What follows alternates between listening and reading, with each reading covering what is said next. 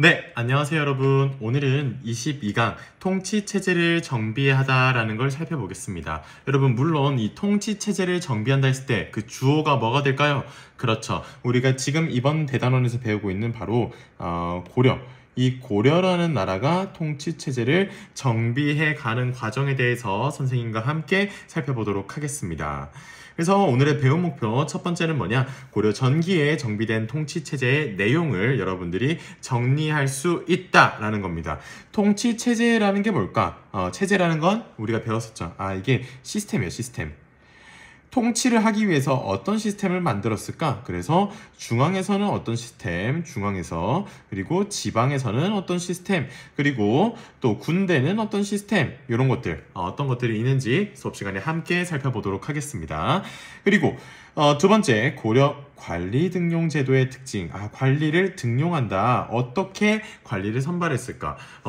이때 당시에 어떤 식으로 선발했나요? 우리 이미 광종하면서 배워봤었죠. 그래서 과거 제도에 대해서 살펴보면서 동시에 이때 당시에 있었던 여러 가지 음서나 이런 것들, 관리 등용 방법에 대해서 선생님과 함께 살펴보도록 하겠습니다.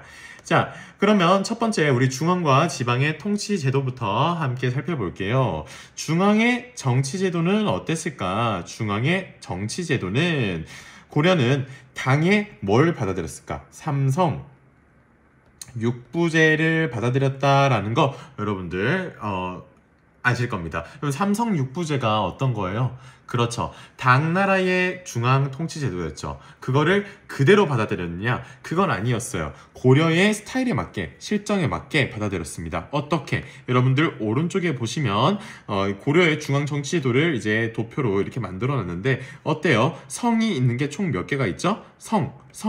총 2개의 성이 있네. 그래서 이걸 뭐라고 한다? 이성이라고 하고요. 그리고 총 몇 개의 부가 있다? 6개의 부가 있다. 그래서 고려는 삼성 육부제를 고려 스타일로 받아들여서 이성 육부제로 운영을 했구나라는 거 여러분들 기억을 하시면 되겠습니다. 그래서 여러분들이 이런 그림들 뭐 발해 때도 배워봤고 또 이제 고려 때도 배워봤고 나중에 조선 때도 살펴볼 텐데 성이 2개가 있다. 그리고 부가 6개가 있다. 이성 육부네? 그러면 어떤 나라다? 이성 육부제, 바로 고려라는 거 여러분들 머릿속에 잘 기억을 하시면 되겠습니다. 각각을 뜯어서 선생님과 함께 살펴보도록 할게요. 먼저 여기 있었던 이성 중에 하나인 중서문하성 같은 경우에는 국정을 전체적으로 총괄을 하고 뭔가 국가의 중요한 일들을 결정하는 역할을 했었습니다. 그러니까 우리 몸으로 치면 머리와 같은, 뇌와 같은 역할을 했던 게 바로 중서문하성이다. 당연히 이 머리와 같은 기능을 하니까 그 나라에서 아주 중요한 기능을 했겠죠. 그래서 고려에서 가장 최고 관청이 뭐였냐? 최고의 관청이 이 중서문하성이었구나 라고 여러분들이 기억을 하시면 되겠습니다. 중서문하성의 장관이 문하시중이라고 하는 사람인데 이 문하시중은 우리가 나중에 또 배울 때 한 번 더 이름이 등장할 거니까 머릿속에 잘 기억을 해두시면 되겠습니다. 내려가서 우리 상서성에 대해서 살펴볼게요. 이성 중에 두 번째 성인 상서성입니다. 이 상서성이 하는 일은 뭐냐면요. 여러분, 이 중서문하성에서 여러 가지 일을 하겠죠. 뭔가 의견을 만들어서 이 상서성에다가 일을 해! 라고 보내주면은 상서성이 손과 발이 돼서 여러 가지 업무를 처리했던 것입니다. 그래서 뭐 2부에서는 관리를 임명, 군사, 호부, 형부, 예부, 공부 같은 여러 기관들에서 이런 역할들을 손발이 돼서 했구나. 그래서 일반 국정을 담당했던 상서성이라는 게 있었다. 정체를 집행했다. 이렇게 이성 기억을 하시면 되겠습니다. 이성 어떤 거 있었죠? 처음에 중서문하성, 두 번째 뭐가 있었다? 상서성. 이렇게 기억을 하시면 되겠습니다. 내려가서 중추원이라는 게 있는데요. 중추원이 하는 역할은 군사기밀, 군사적인 어떤 비밀 이런 내용들과 그리고 왕의 명령을 전달하는 역할을 했었습니다. 여러분들, 군사기밀, 왕명 전달 각각 오늘날의 어떤 기구 같아요? 군사정보니까 국정원 같기도 하고 또 왕명 전달하니까 대통령 비서실 같기도 하죠. 그런 것들 여러분들이 비교하면서 유추해서 기억을 한다면 조금 더 여러분들이 쉽게 기억을 할 수 있을 것 같습니다. 4번 보도록 하겠습니다. 어사대. 어사대는 여러분들 암행어사 출두요 이런 거 들어봤죠? 그 어사가 잡는 게 뭐야? 사람들 잡아요? 아니죠. 그냥 평범한 사람이 아니라 관리들이 잘 활동을 하고 있는가 이런 거를 잡는 역할을 했었죠. 그래서 이 어사대가 하는 역할은 관리의 비리를 살피고 정치의 잘잘못을 논했구나. 그래서 정치인들이 비리 안 하는지 정치적으로 잘못이 없는지 그런 역할을 했었구나 라고 여러분들 기억하시면 되겠습니다. 다음으로 3, 4 내려가서 한번 보도록 할게요. 3, 4 같은 경우에는 여러분들 동그라미 표시를 해두도록 하겠습니다. 왜 그러냐면요. 이 3, 4라는 게 조선에도 3, 4가 있는데 그 조선의 3, 4와 고려의 3, 4는 아예 다른 겁니다. 이름만 똑같고 아예 다릅니다. 그래서 이렇게 조선의 3, 4랑 다르다라고 여러분들이 필기까지 해두면 더 완벽하게 기억할 수 있을 것 같습니다. 여기서 했던 역할은 국가 재정, 그러니까 돈을 내보내고 또 받아오고 그리고 국가의 회계 이런 거 돈이 얼마나 있는가 돈이 얼마나 나오고 들어갔는가 이런 거를 담당했던 곳이 바로 3사라고 이해하시면 되겠습니다. 다음으로 이 회의기구가 있는데 이 회의기구에는 별표 하나 쳐놓도록 하겠습니다. 왜냐하면 발해에도 그리고 조선에도 없었던 아주 특징적인 기구가 있었다. 그게 뭐냐면은 바로 이 회의기구예요. 어떤 회의기구가 있었냐면요. 크게 두 가지가 있었는데 첫 번째는 도병마사라는 게 있었습니다. 도병마사 그리고 식목도감 이런 게 두 가지가 있었다. 도병마사와 식목도감은 무슨 역할을 했냐? 여기에 중서문화성과 중추원의 고위 관료들이 국가의 중요 사안을 논의하기 위해서 모였던 자리가 바로 이 회의기구 두 가지예요. 그래서 도병마사가 했던 거는 주로 국방과 군사 문제를 논의했다라고 합니다. 여러분들 예를 들어서 북한에서 전쟁을 일으켰어. 예를 들어서 전쟁을 일으키면 국방부만 움직이면 되겠어요? 오늘날에? 아니겠죠. 돈과 관련해서도 필요하고 외교적인 노력도 필요할 거고 그리고 또 공사나 이런 거 또 해야 될 거고 도로나 이런 거 관리하고 그런 역할들 그리고 사람들 어떤 행정적인 지원, 소방 이런 것도 다 관련이 있겠죠. 그래서 단순히 군사 문제는 국방부만 하는 게 아니라 이런 어떤 전쟁이나 이런 큰 문제가 있을 때는 각 부서에 이제 아주 중요한 사람들이 다 모여갖고 같이 회의를 해요. 그게 오늘날에도 있습니다. 마찬가지로 고려시대 때도 전쟁이 나면은 이런 거를 좀 이렇게 헤쳐나가기 위해 가지고 도병마사라는 회의기구에서 중서문화성, 그러니까 최고기구의 어떤 고위관료와 그리고 중추원이라고 하는 그 왕의 아주 최측근이었던 사람들 이런 고위관료들이 모여가지고 회의를 했다. 그게 바로 도병마사. 마찬가지로 법을 만들려면 한 부서에서 다 할 수 없겠죠. 그래서 법을 만들기 위해서 여러 부서가 같이 회의를 했다. 그건 뭐다? 식목도감이다. 식목도감이다. 여러분들 기억을 하시면 되겠습니다. 그래서 여러분들이 어떻게 하면 되냐? 각각 요거 하나하나가 어떤 역할을 했는지 이 역할을 하는 게 어떤 기구였는지 요거를 기억할 수 있다면 여러분들이 어렵지 않게 문제를 맞출 수 있을 것 같습니다. 이해됐을까요? 다음으로 넘어가 보겠습니다. 네, 그래서 우리가 지금까지 고려의 중앙정치제도 이성육부제에 대해서 살펴보았고요. 다음으로 볼 거는 지방행정제도입니다. 지방행정제도가 쌤이 뭐라고 그랬어요?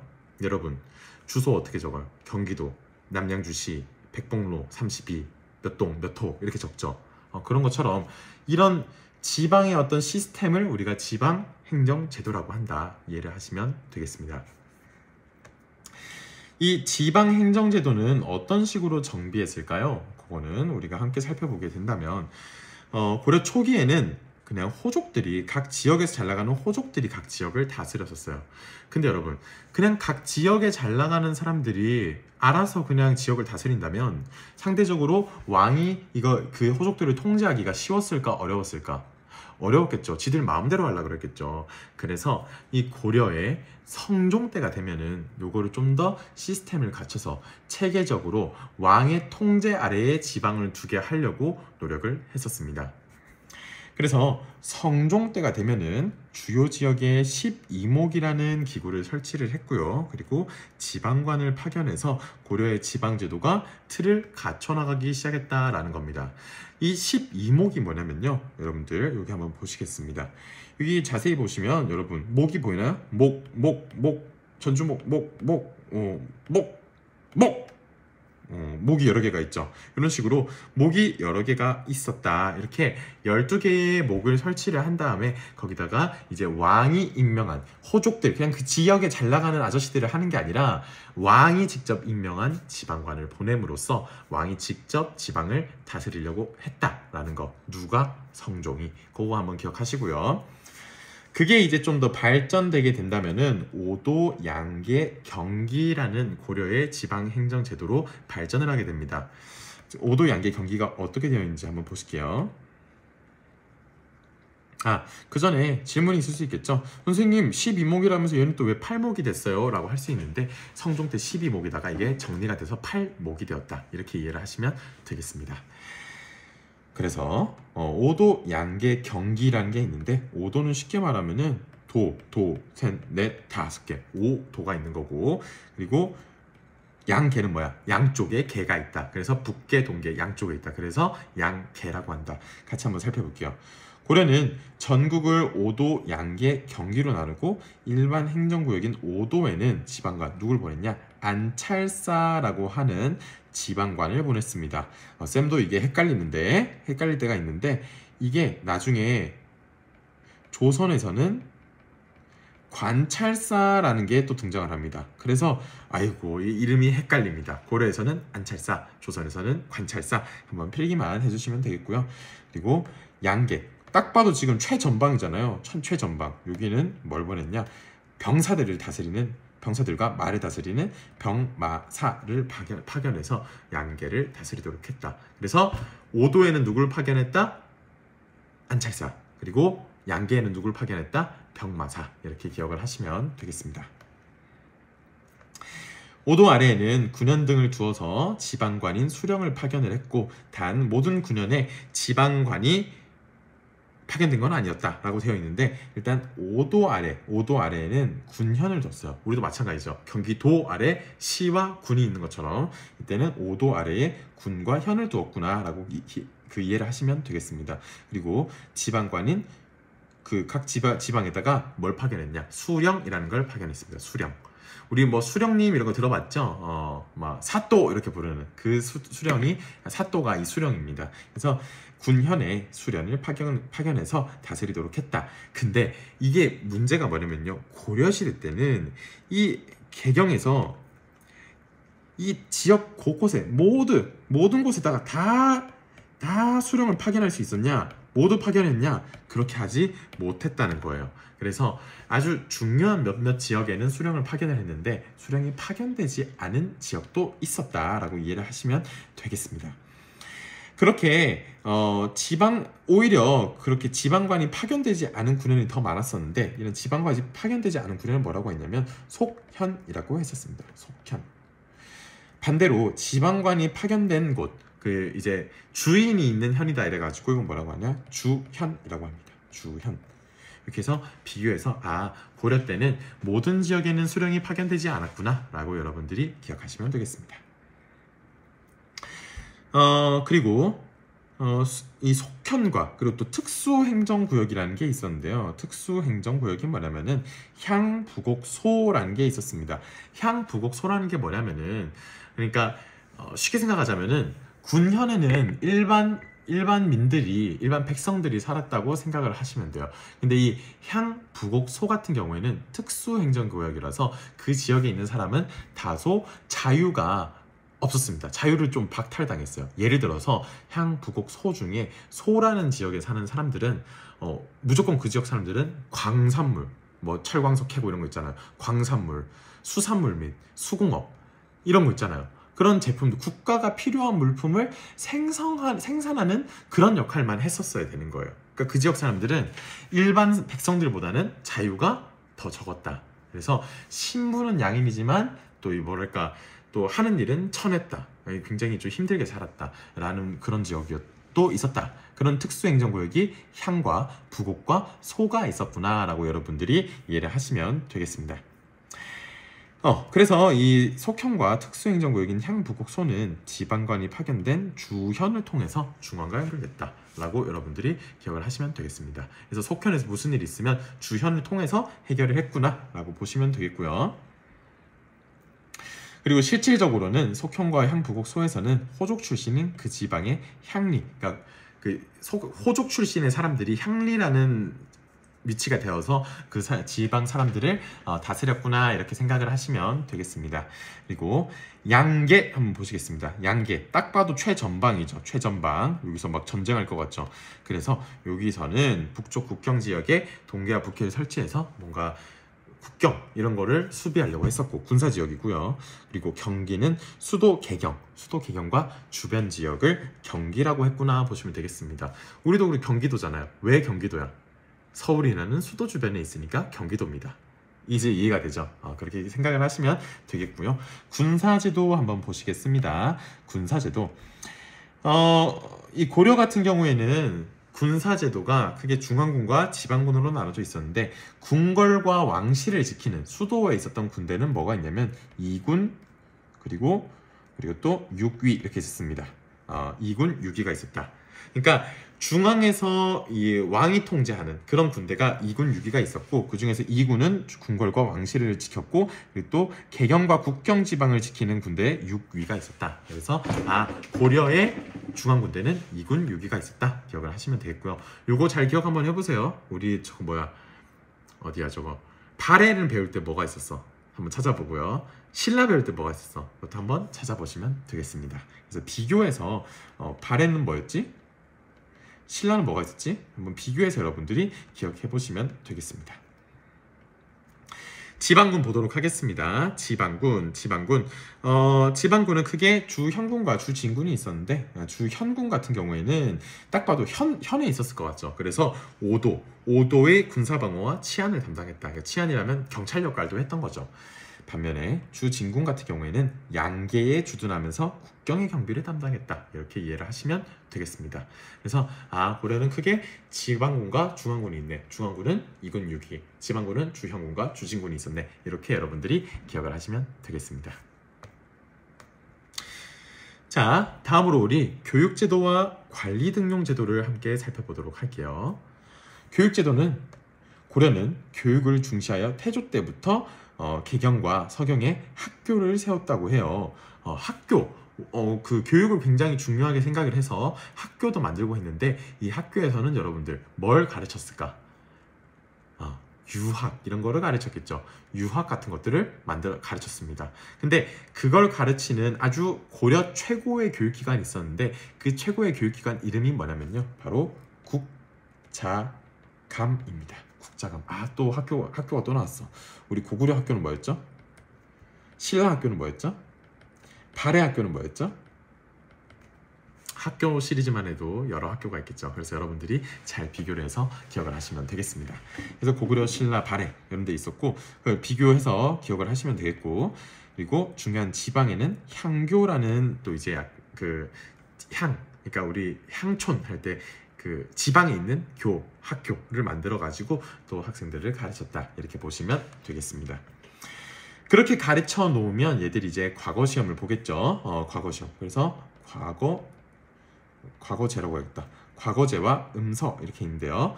과거제는 뭐냐면은 여러분들이 잘 알다시피 시험을 보는 거예요. 그래서 시험으로 인재를 선발하는 제도를 우리가 뭐라고 한다? 과거제라고 한다. 그 종류는 뭐가 있냐면 제술과, 명경과, 잡과, 승과 있었는데 하나하나 뜯어서 보자면요.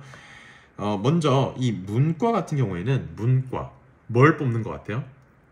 그죠? 글 잘하는 신하. 그러니까 막 붓으로 뭐 할 것 같은 신하. 그러니까 그런 신하를 뭐라고 하냐면 문신이라고 하는데 문과 신하라고 생각하세요. 알았죠? 외교 잘하고 이런 신하 있잖아요. 정치하는 신하. 그런 신하를 문신이라고 합니다. 그런 문신을 뽑는데 이 제술과랑 명경과랑 차이는 뭐냐면은 제술과 같은 경우에는 논술 시험이라고 보면 돼요. 논술 시험. 글을 얼마나 잘 쓰는가, 잘 서술하는가, 술 있잖아요. 서술형이라고 보면 되고 명경과는 유교 경전을 얼마나 잘 외웠는가 이런 거를 테스트하는 거라고 생각하시면 되겠습니다. 그래서 문관을 선발하는 시험을 크게 두 가지 제술과와 명경과를 두었구나 라고 여러분들이 이해를 하시면 되겠습니다. 그래서 그걸 다 문과라고 하고요. 문과. 다음으로 잡과 같은 경우에는 그냥 잡스러운 여러 가지를 뽑는 거예요. 그래서 뭐가 있냐, 뭐 법률, 회계, 지리. 오늘날 같은 경우에는 사실 법률 막 로스쿨 엄청 세 보이죠. 근데 이때는 그렇진 않았어요. 잡스러운 거였어요. 또 회계, 우리 뭐 CPA 이런 거 들어봤어요? 공인회계사, 돈 관리하는 거, 이런 것도 아주 오늘날은 중요한데 이때 당시에는 잡스러운 거였어요. 그렇죠? 그래서 뭐 지리, 이런 기술관을 선발하는 시험이 바로 잡과였다라는 게 있었고, 고려의 특징적인 게 있네. 특징적인 거 뭐가 있었다? 승과가 있었구나라는 거 여러분들 보면 좋겠습니다. 승과가 있었구나라는 거 여러분들 보시면 될 것 같아요. 그래서 스님들을 뽑았던 시험인데 승려를 대상으로 했다라고 합니다. 스님들을 대상으로 했다. 근데 특징적인 게 있어요. 보세요. 고려시대에는 뭐가 없었다? 이 무과라는 게 없었습니다. 뭘 뽑는 것 같아요? 무술하는, 그러니까 장군들을 뽑는 시험은 따로 없었어요. 그러니까 그런 장군들을 뭐라고 하냐면, 싸우는 신하들을 무신이라고 하는데요. 이 단어들 기억하세요. 무신이랑 문신 기억하세요.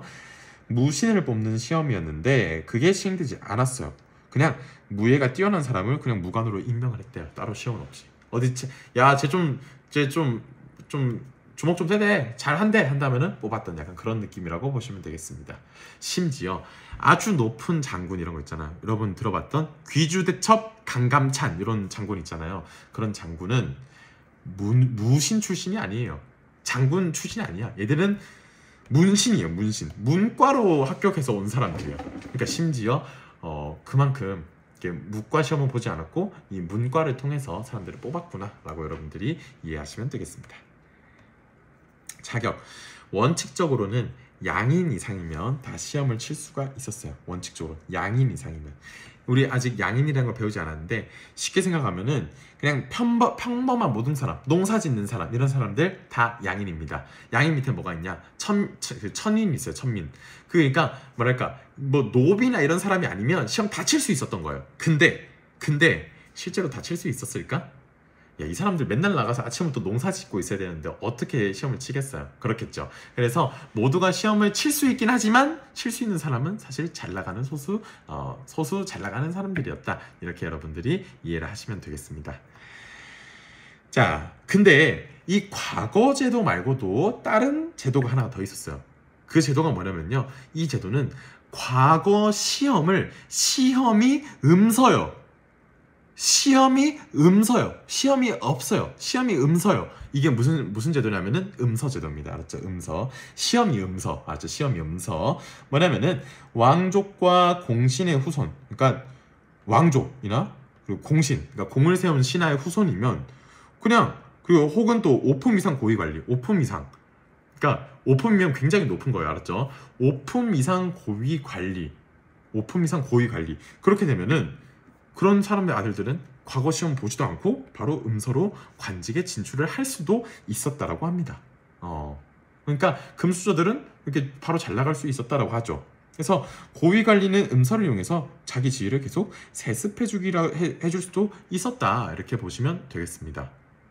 그래서 뭔가 약간 먼저 잘 되는 사람이 있으면 계속 잘 나갈 수 있는 그런 사회가 이 고려였다가 기존의 의견이긴 했는데, 또 여러분들 밑에 보시면 조금 다른 얘기도, 최근에 밝혀지는 아주 다른 얘기도 있습니다. 이건 우리가 수업 시간에 함께 살펴보도록 하겠습니다. 어찌됐든 간에 우리가 이렇게 해서 고려의 아주 조금은 복잡한 중앙정치제도와 지방행정제도와 그리고 교육제도와 관리등록제도를 쭉쭉 살펴봤습니다. 그래서 요것들을 보시면서 여러분들이 이 부분은 사실은 조금 암기가 필요한 부분이에요. 이해를 일단 먼저 하고 나면은 암기가 쉬워질 겁니다. 그래서 강의를 다시 한번 이렇게 진지하게 신중하게 한번 보시고 암기를 하시면 잘 외워질 겁니다. 오늘도 수고 많으셨습니다. 여기까지 하겠습니다. 안녕.